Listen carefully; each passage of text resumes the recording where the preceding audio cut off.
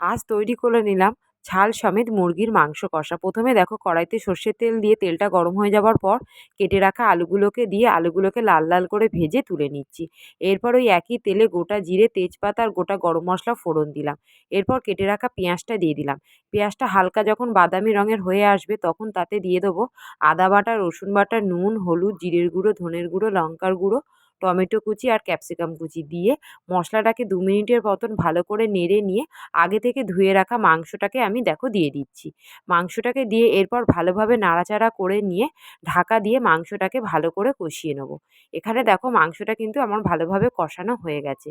এরপর ভেজে রাখা আলুটা এর মধ্যে দিয়ে আরও ২ থেকে ৩ মিনিটের মতন ভালো করে কষিয়ে নেব। এরপর এখানে দেখো পরিমাণ মতন জল দিয়ে ভালো করে নেড়ে ঢাকা দিয়ে দিচ্ছি। এখানে দেখো আলু আর মাংসটা ভালোভাবে সেদ্ধ হয়ে গেছে। এরপর গরম মশলা ছড়িয়ে নামিয়ে নিলেই